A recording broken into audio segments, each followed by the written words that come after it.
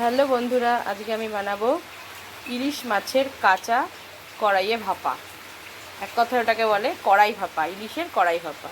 তো সামান্য একটুখানি তেল দিয়ে দিলাম। তেল দিয়ে কড়াইটাকে একটু নেড়ে নেব। কড়াইয়ের মধ্যে না কাঁচা মাছগুলো দিয়ে দেব। কাঁচা মাছগুলো দিয়ে এক পিঠ করে শুধু উল্টে দেবে এরকম করে। হ্যাঁ, তাহলে আর কাঁচা থাকলো না। আর এর মধ্যে আমি দিয়ে দেবো সর্ষে বাটা। এর মধ্যে দিয়ে দিলাম সর্ষে বাটা, একটুখানি হলুদ গুঁড়ো। সেটা বেটেছি যখন কাঁচা নুন দিয়েছি, তাই অল্প একটু কাঁচা নুন। এর মধ্যে সামান্য পরিমাণ সর্ষের তেল। এবার এর ওপরে আমি একটুখানি বাটি ধোয়া জলটা দিয়ে দিলাম। তার মধ্যে দিয়ে দেবো কটা কাঁচা লঙ্কা দিয়ে এটাকে আমি ঢেকে দেবো। গ্যাসটা আস্তে করে দিয়ে ঢেকে দেবো। মাঝে মধ্যে এটাকে একটু তলা থেকে নেড়ে দেবো।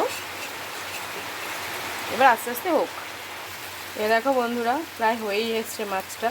একটু পরেই নামিয়ে দেবে, একটু টকবক করে ফুটিয়ে একটু জল মরে গেলেই নামিয়ে দেবে। এ দেখো বন্ধুরা, আমার রেডি হয়ে গেছে ইলিশ মাছ। তো ভিডিওটা এখানেই শেষ করলাম। আগামীকাল অন্য কোনো নতুন ভিডিও নিয়ে আবার আসবো।